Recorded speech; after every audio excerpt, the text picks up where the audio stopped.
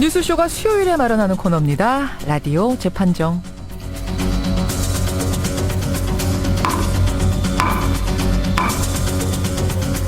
논란이 되고 있는 이슈나 인물을 저희가 스튜디오 재판정 위에 올려놓으면 여러분께서 양측의 변론 들으시면서 판결을 내려주시면 되는 거죠. 오늘도 두 분의 변호인 모셨습니다. 노영희 변호사님 어서 오세요. 네, 안녕하십니까. 아, 여전히 좀 우울한 기분. 요즘 온 국민이 하긴 밝기는 어려워요. 네, 그렇죠. 손수 변호사님. 네, 안녕하세요. 지난 주말에 두 분은 뭐 워낙 바쁘셔서 현장에 못 가셨을 테고 TV로는 광화문 보셨어요? 네, 저도 그 당시에 광화문에 갔었습니다. 네, 저는 저녁까지 있지는 않고 낮에만 잠깐 갔다가. 와, 아니 입 아프신 분이. 손 변호사님은 좀 어려우셨죠? 저도 현장에 있었던 100만 명 중에 한 명인데 저는 뭐 조금 더 체력이 있어가지고 이승환 씨 공연까지 다 보고 집에 왔습니다. 네. 그래요. 100만 촛불 보면서는 어떤 생각 드셨어요? 글쎄요. 이게 그 민심이 정말 심상치가 않구나 하는 걸 느꼈고요. 또한 그 많은 그 인파가 그 많은 분들이 이제 그 한마음으로 원하는 게 있고 또한 또 그렇게 한마음으로 원하는 일이 생긴 이유가 무엇이냐라는 것에 대해서도 대부분의 인식이 되게 좀 같았다. 많은 분들이 같은 생각하는 것 같다라는 점을 저도 느꼈습니다. 노 변호사님은 어떤 느낌? 뭐 잠깐 들리셨지만. 저는 뭐 다 차치하고 우리 대한민국이 너무 훌륭한 나라다. 국민은 1등급인데 대통령은 꼴등이다. 이런 느낌을 많이 받았습니다. 국민은 1등급. 야, 네. 그 얘기 참 좋네요. 어쨌든 그렇게 벌어진 광화문 집회를 기점으로 해서 이제 정치권도 대통령 퇴진을 외치기 시작했습니다. 그리고 이번 주에 최대 관심사는 대통령에 대한 검찰 조사죠. 예. 물론 지금 청와대가 날짜를 좀 늦춰달라 해서 이번 주에 이루어질 것 같지는 않고 이게 넘어갈 가능성은 있습니다. 하지만 여하튼 조사에 들어갔다 하면 과연 대통령의 범죄 혐의가 법적으로 입증이 될 수 있을까? 가능할까? 오늘 라디오 재판정에서는 참 여느 때보다 훨씬 어려운 사건을 저희가 수임합니다. 예. 바로 박 대통령에 대한 범죄 입증할 수 있다. 아니다. 어려울 거다. 박 대통령의 범죄 사실 입증 가능하다. 아니다. 어렵다. 오늘 주제 이겁니다. 예, 오늘은 주제가 워낙 민감해서요. 제가 두 분의 신념과 상관없이 그냥 임의로 역할을 좀 지정해 보겠습니다. 먼저 노 변호사님. 네네. 검사 측 맡아주시고요. 예, 알겠습니다. 그리고 손 변호사님. 네, 박 대통령 측 변호인 좀 맡아주십시오. 알겠습니다. 괜찮으시겠어요? 열심히 하겠습니다. 굉장히 좀 안쓰러워 보입니다. 그렇지 않고요. 어쩔 수 예. 없습니다. 대통령의 변호인인 유영아 변호사를 제가 빙의해가지고 빙의해서. 열심히 하겠습니다. 네. 어차피 한쪽은 맡아주셔야 이 재판이 진행이 되는 거니까. 자, 이렇게 되면 박 대통령의 혐의 법적으로 입증하기 어렵다. 법적으로라는 부분에 여러분 주의하셔야 됩니다. 법적으로 입증하기 어렵다라고 생각하시면 손변 혹은 불가능 이렇게 보내주시면 되고요. 무슨 소리냐? 법적으로 얼마든 입증 가능하다 생각하시면 노변 혹은 가능 이렇게 보내주시면 됩니다. 50원의 단문 100원의 장문 유료 문자입니다. 샵 1212 가톡 레인보우. 이게 이제 법적으로 다투는 걸로 가면 사실은 우리가 막연하게 생각하는 것과는 다르거든요. 그래서 오늘의 이 재판정을 여러분 좀 주의 깊게 들으셔야 되는 건데요. 우선 기본적인 상식부터 좀 체크하고 가죠. 우선 임기 중에 기소 불가능한 건 맞죠? 네, 그렇습니다. 예, 어마어마한 죄가 수사 중에 나온다고 해도 불가능합니까? 내란 또는 외환에 관련된 죄, 뭐 간첩죄나 이런 게 아닌 이상은 다른 그런 죄의 사실이 밝혀진다 하더라도 형사적으로 기소를 할 수 없기 때문에 재판도 안 열리고요. 예. 또한 또한 재판이 열리지 않기 때문에 형사처벌도 받지 않는 상황이죠. 그거는 특검도 마찬가지입니까? 그렇습니다. 특검도. 헌법의 규정이 있기 때문에 아무리 특별검사법으로 다른 규정을 한다 하더라도 예. 헌법이 위에 있기 때문에 기소될 수 없습니다. 그럼 노 변호사님. 네. 퇴임 전에는 뭐가 나온다고 하더라도 수사 결과 뭐가 나온다고 하더라도 그저 탄핵의 근거 정도로 사용되는 게 다예요? 그렇습니다. 탄핵의 근거로 사용되고 그 대통령에 대한 혐의와 관련된 수사는 정지시킵니다. 우리가 그걸 기소 중지라고 하는데요. 그렇게 정지를 시켜 놓았다가 대통령이 자리에서 물러나는 즉시 다시 수사가 재개되어서 기소 여부를 결정할 수 있습니다. 그렇군요. 그리고 또 하나가 기소 중지를 한다 그러면은 이게 예. 검사의 수사 종결 형식 중에 하나거든요. 따라서 피의자로 본 다음에 기소 중지를 해야 되기 때문에 기소 중지로 종결하기 위해서는 단순 참고인으로서는 좀 안 될 것 같습니다. 그래요. 박근혜 대통령이 이제 조사를 받아야 되는 혐의 크게 4가지 정도로 분류가 됩니다. 여러분. 첫 번째, 미르와 K스포츠재단에 대한 강제 모금에 대기업을 대상으로 한 모금에 과연 대통령도 개입을 했는가? 바로 이 부분입니다. 이것부터 좀 정리를 해보죠. 먼저 이거는 결국 재벌들이 돈을 낸 게 이게 대가성이 있느냐 없느냐 이거죠, 노 변호사님? 네, 그렇습니다. 제가 이제 만약에 특검이라고 한다면 예. 그 대통령과 대통령 그 변호인에게 이와 같은 질문을 하고 싶은데요. 그 대통령은 지난 9월과 2월에 미르와 K스포츠 재단의 출연금을 모집하기 위하여 그 기업 총수들을 독대한 사실이 있죠. 네, 그렇죠. 독대했습니다. 네. 그 기업 총수들에게 민원이나 이런 걸 청탁을 해결해 준다는 명목으로 혹시 기부금을 받은 적이 있습니까? 아니요, 그렇지는 않고요. 독대를 했지만 그럼 뭐 국가 경제 관련된 그런 여러 가지 논의를 하고 어려운 점이 있는 거를 듣는 정도로 그친 거지. 이른바 민원을 듣고 민원을 접수한 다음에 그걸 해결해 주는 명목으로 그 대가로 금전을 뭐 받았거나 다른 사람에게 주라고 그렇게 명령한 적은 한 번도 없습니다. 손 변호사 연기 잘하세요. 예. 안정범 전 수석의 말에 의하면 네. 당시에 대통령이 이 기부금 모집과 관련된 일이 잘 진행이 되지 않는다고 해서 역정을 내고 구체적이고 세세한 부분까지도 지시를 하면서 이 기부금 모집을 적극적으로 유도하게끔 했다고 하는데 그것은 지금 대통령이 말씀하시는 것과 같이 일반적인 의미에서 뭐 선의로 기금을 모집한 것하고는 좀 성격이 다른 거 아닙니까? 아니요, 물론 뭐 그렇게 의심하는 것도 일리는 있습니다만 사실은 그 대통령이 지시한 일이 잘 되지 않으면 질책할 수 있죠. 대통령이 질책을 했다 해가지고 그게 분명히 뭐 뇌물이다, 뭐 분명히 뭐 잘못된 그런 부정한 돈이다. 뭐 이렇게 단정할 수는 없는 거 아니겠습니까? 조원동 전 수석이 이미경 CJ 그룹의 부회장에 대하여 전화 통화했던 내용이 한번 이제 한 방송사에서 녹취록이 공개된 적이 있습니다. 예. 그 녹취록에 의하면 대통령이 이미경의 부회장 자리에 사임을 요구를 하였고 만약에 사임하지 않으면 수사까지 들어갈 수 있다라고 하는 식으로 협박한 사실이 나타나는데 나왔죠. 어떻습니까? 그거를 대통령이 했나요? 누가 했죠?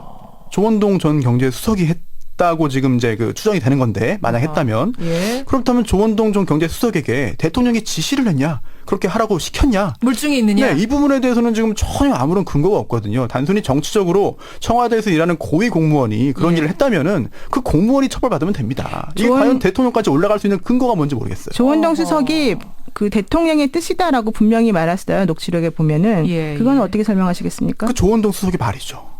그렇다면은 조원동 수석이 대통령이 시켜서 한 것인지 아니면 다른 사람이 지시를 받았거나 최순실 씨 등 그렇지 않으면 조원동 수석 개인적인 판단에 의해서 했다. 여러 가지 가능성이 있는데 이걸 기소를 하고 나중에 임기 끝나고 형사처벌하기 위해서는 대통령에 대한 형사처벌할 근거가 필요한데 이 부분은 없지 않습니까? 자, 지금 이제 얘기를 듣다 보니까 손 변이 정말 얄밉게 얘기를 잘했어요. 그러니까 나는 다 모른다. 이러면 안 되는데.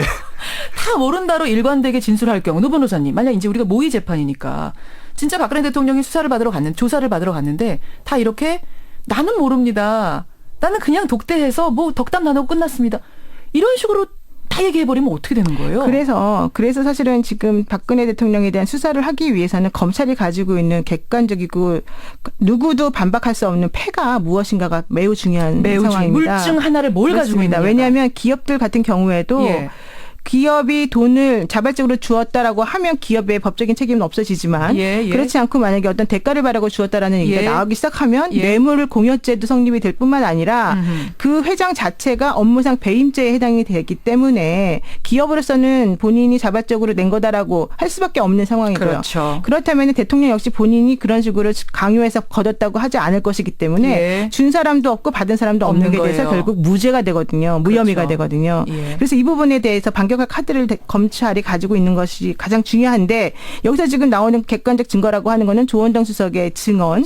안정범 수석의 증언 뭐 이런 정도밖에 없는 것이어서 이게 문서 형태로 나오는 것도 아니고 그래서 하나를 더 이제 물어보려고 했던 게 뭐냐면 당시에 그런 뭐 부정한 청탁이 없었고 대가성이 없었다고 주장하지만 CJ의 이재현 회장이 그때 검찰에 기소가 돼서 원래 구속이 돼야 되는데 뭐 몸이 아프다는 이유로 구속집행 정지 상태에 있다가 이 기금을 재단의 기금을 출연한 이후에 8.15 사면을 받았습니다.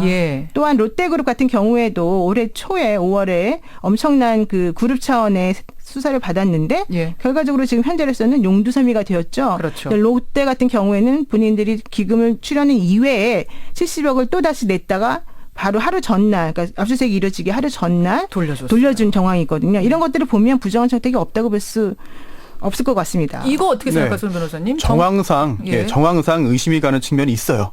그리고 또 대기업 관련돼 가지고는 사실 그 큰 기업을 운영하고 또한 또 총수도 여러 가지 이해관계가 있기 때문에 언제나 누군가에게 뭔가 원하는 게 있고 당면한 그런 현황 과제들이 있고 문제점이 그렇죠. 있습니다. 예. 그렇기 때문에 이거를 대기업의 그런 당시 상황 그리고 또 청와대의 어떤 행위 등등을 굳이 연결을 시킨다면은 굳이 한번 꿰어 맞춰 본다면은 이런 부정한 청탁이라든지 대가성이 있는 뇌물의 그 오고감이 뭐 의심은 됩니다. 의심하는 거 인정합니다. 하지만 의심을 넘어서 정말 형사처벌까지 가능할 정도의 증거가 과연 현재까지 나왔느냐. 그 정도 가지고 노 변호사님 손드셨어요. 예, 그래서 이게 이제 그 1996년과 97년에 있었던 예. 그 전두환 노태우 대통령의 비자금 관련 그 판결이 매우 중요합니다. 예. 이때 그 전두환 노태우 대통령에게 금원을 출연했던 예를 들면 한화의 100억 뭐 출연 같은 경우에도요. 예. 당시 기업들은 그냥 아무런 특별한 뭐 없이 대가 없이 그냥 순수하게 준 것이다. 자발적으로 라고 얘기를 한 것이고 본인들은 피해자다. 그랬죠. 그리고 정권이 바뀌기 때문에 약간 보험용으로 들은 것일 뿐이고 뭐 내지 않으면 불이익을 당할 수 있다는 생각은 했다. 예. 이런 식으로 그 본인들이 변명을 했습니다. 돈을 지불했다고 말을 안 하고 그러니까 뇌물 줬다고는 안 하고 그랬음에도 불구하고 법원에서는 뭐라고 판결을 내렸냐 하면 어떻게 했어요? 대통령이라고 하는 사람이 가지고 있는 기업에 관련된 권한은 무궁무진하고 그 기업들이 대통령이 그러한 무궁무진한 권한을 가지고 있다는 것을 인식한 상황에서 돈을 냈다고 한다면 그것만으로도 뇌물죄 성립을 인정할 수 있다라고 판결을 내렸습니다. 그런 게 하나 판례가 그렇습니다. 있군요. 자, 네. 잠깐 청취자 문자 좀 보겠습니다. 6408님, 당연히 대통령도 처벌 가능해야 법치국가죠. 누구는 가능하고 누구는 불가능하다. 이걸 법치국가 아닙니다 하면서 기소도 해야 된다 이분은 이런 얘기하셨고요. 7845님 법을 바꿔서라도 구속한 후에 국민 배신한 죄를 물어야 된다 이러셨어요. 1517님은 근데 대통령을 둘러싼 의혹은 아직까지는 정황일 뿐 아닙니까? 감정에 의존해서 마녀 사냥을 해서는 안 된다. 이런 문자도. 7576님은 대통령이 검찰을 임명했는데 과연 검찰이 대통령을 처벌할까요? 좀 못 믿겠다. 이런 분도 계시고 2656님은 박 대통령 측이 오늘 이 방송을 듣고 노하우를 전수받으면 어떡합니까? 이런 걱정까지 별 걱정을 다 하십니다. 손변이 연기를 너무 잘해서 얄밉습니다. 뭐 이런 문자가 좀 많이 들어오고 있고요. 자, 계속 이어가 보죠. 그러면 대기업에 대해서 모금을 한 건 그렇고 청와대 문건 유출 요건 어떤가 보고 싶어. 요거는 대통령이 이미 인정을 했거든요. 최순실한테 보여준 적이 있다. 도움 받으려고 했다. 어려울 때 도와준 인연이다라고까지 인정을 한 상황. 요건 어떤가? 자, 검사 측 노영희 변호사님. 대통령께서는 지난번 담화에서 대국민 담화에서 연설문을 최순실 씨에게 보여주고 의견을 들어라라는 말을 했다는 것을 인정하셨지 않습니까? 예. 네. 그런데 현재 그 최순실 씨가 사용했다고 하는 그 태블릿 PC에 의하면 연설문뿐만 아니라 각종 외교 문서라든가 뭐 북한 관련된 보고서라든가 이런 여러 가지 중요한 그 국가상 기밀에 해당하는 문서들이 다수 들어있는 것으로 나오는데요. 이 부분에 대한 유출은 어떻게 된 겁니까? 일단 대통령이 유출했나요? 유출한 사람이 누군지를 밝혀서 유출한 사람을 처벌하면 됩니다. 대통령이 직접 줬냐? 그 대통령이 직접 행위하지 않았다 하더라도 정호성 비서관의 그 핸드폰을 우리가 압수해서 분석을 해보니까 그 휴대폰에는 대통령의 육성으로 최순실 씨에게 의견을 들어라라고 하는 내용의 말이 있었고요. 대통령에게 컨펌 받았어요? 네, 이런 문자가 있다죠? 대통령이 최순실 씨에게 컨펌 받았느냐라고 물어보는 그렇죠. 그런 내용도 있었습니다. 맞아요. 이런 정황을 살펴보았을 때는 대통령이 연설문뿐만 아니라 최순실 씨에게 갔던 여러 가지 문서들을 전반적으로 유출하도록 지시한 것으로 보이는데 어떻습니까? 아직 그런 진술도 나오지 않았고요. 그 대통령이 지시했다는 거는 또 하나 나누어 봐야 됩니다. 왜냐하면 지금 법적인 부분이기 때문에 설령 대통령이 정호성 전 비서관에게 최순실 씨의 의견을 들었냐, 최순실 씨의 이른바 컨펌을 받았냐라고 했다는 그 녹음이 있다 하더라도 이거는 최순실 씨에게 국정의 일반적인 그런 그 관련된 그것도 안 되는 거지만 해서는 안 되는 거지만 의견을 물어봤다, 상의를 했다, 상의해봤냐 이거거든요. 그런데 지금 법적으로 문제가 되는 거는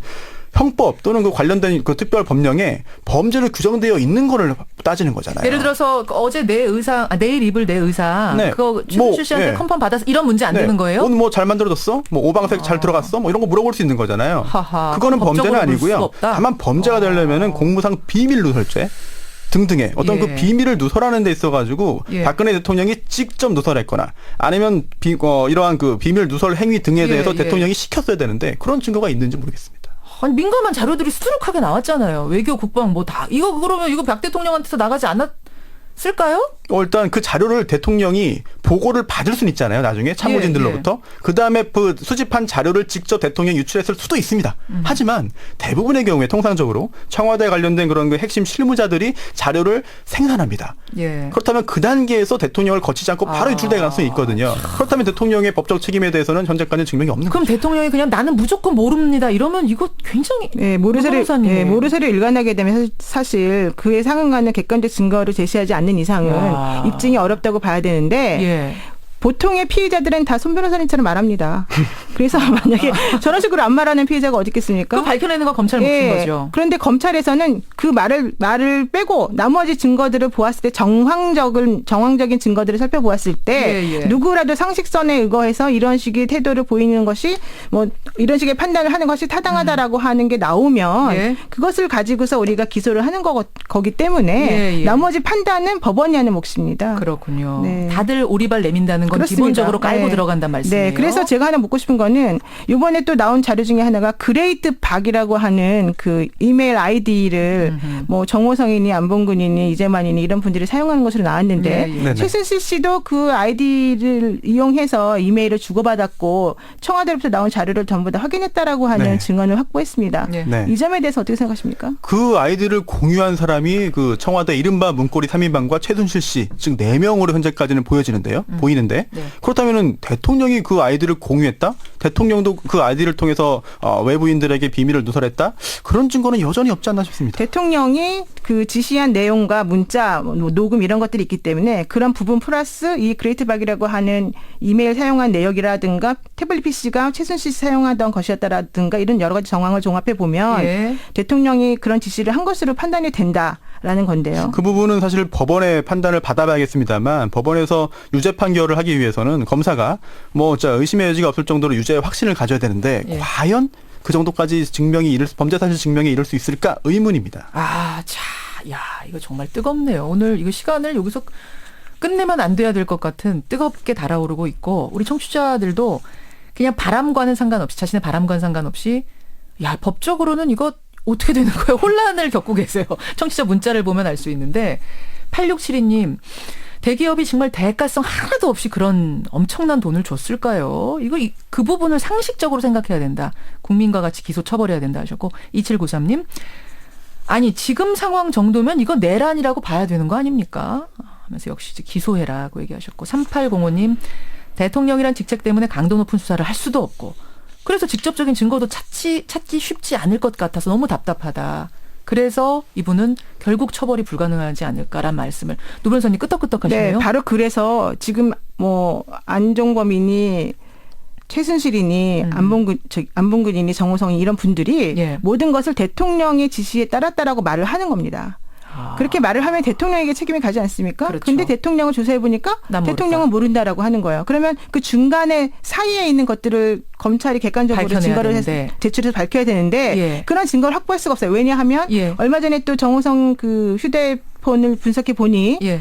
미르 K스포츠에 대한 비선 실시에 대한 검토의견 해가지고 예. 이 사건과 관련된 검찰 수사 전망 대응 방안이 마련돼 있지 않았습니까? 문서가 나왔어요. 예. 그렇다면 개발에 조직적으로 이미 증거인멸 시도가 있었었고 아. 틀을 만들어서 그 틀에 맞추어서 지금 사람들이 시나리오대로 움직이고 있다는 움직이고 얘기이기 있는 때문에 지금 나와 있는 이런 정황만 가지고 대통령에게 무조건 다 혐의가 있다고 볼 수가 없는 상황이 돼버린 거죠. 말하자면. 아하. 그래서 그런 것까지 전부 다 이제 검찰이 다 입증을 해야 되고 이런 식의 문제가 발생한 것이 바로 압수수색이 늦어지고 수사를 빨리빨리 안 했다는 또 잘못 때문에 기인된 것이라고 또 볼 수 있는 겁니다. 그렇군요. 아, 참 청취자 4110님은 손 변호사님 지금 저 변호하는 스타일이 딱 청와대 스타일입니다. 아몰랑. 이것도 몰라 저것도 몰라. 하나도 모르겠다. 그 말씀을 하시는 분 계시고. 청와대를 보내드려야 되겠습니다. 예, 청와대에 가이드라인을 주는 것 같다. 선배님 힘드시죠? 1254님 주고 계시는데 0060님 도대체 내란이 뭔가요? 지금 상황이 내란이다. 이런 문자가 지금 제일 많이 들어오고 있는 것 같고 고현미님은 예, 이런 문자들이 지금 많이 들어오고 있습니다. 어떻게 집계를 해야겠죠? 집계됐습니까? 예. 사실은 이건 말고도 혐의가 좀 더 있습니다. 예를 들어서 청와대에 무단으로 출입했다는 거 좀 밝혀졌는데 이건 어떻게 할 것이냐. 또 사기업의 인사에 개입했다는 부분은 어떻게 할 것이냐 등등등 여러 혐의들 우리 가지고 있습니다. 오늘 대표적인 두 가지 가지고 이야기해봤습니다. 자, 보내주십시오. 50원에 담은 100원의 장문 유료 문자입니다. 샵 1212 카톡 레인보우까지. 과연 박 대통령에 대해서 법적으로 책임을 물을 수 있을 것이냐. 검찰이 입증 가능할 것이냐 불가능할 것이냐 이 부분입니다. 하나만 물어보겠습니다. 대통령 가시기 전에 하나만 여쭤보는데요. 예. 지난 12일 날 촛불 집회 100만 명의 촛불 집회가 바로 청와대 바로 코앞에서 일어났지 않습니까? 예. 그거 들으셨습니까? 누구한테 물어요? 대통령 변호인에게 예. 물어보는 겁니다. 유영아 변호사로 빙의한 손 변호사가 답 주시죠. 예, 대통령이 들었다고 하시네요. 네. 이것에 대해서 어떻게 생각하십니까? 하야 마음이 있으십니까? 자진 퇴진이나 네. 이 선으로 물러날 생각이 있으십니까? 네. 일단 고민 중이고요. 예, 마이크 꺼지면 말씀드리겠습니다. 물러나겠습니다. 하셔야죠. 그래요. 우리 청취자 여러분들의 선택은 이렇습니다.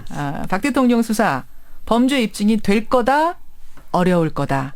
우리 배심원들의 선택은 79대 21로 79%대 21%로 유죄 입증 가능하다. 노 변호사의 손을 들어주셨습니다. 예, 이렇게 났네요. 손 변호사님. 네.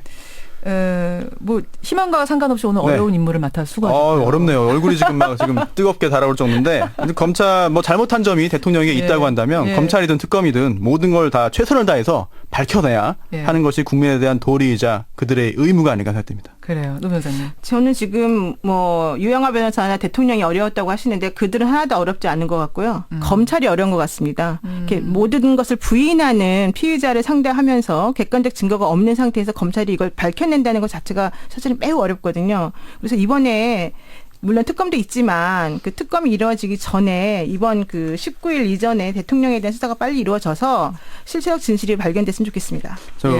오해하신 분들의 항의 전화가 좀 걱정됩니다만 토요일에 광화문에서 뵙겠습니다. 이거 역할극이었다는 거 두 분에게 어쩔 수 없이 맡아주신 손변 고생하셨고요. 노영희 변호사님 수고하셨습니다. 네, 고맙습니다. 라디오 감사합니다. 재판정이었습니다.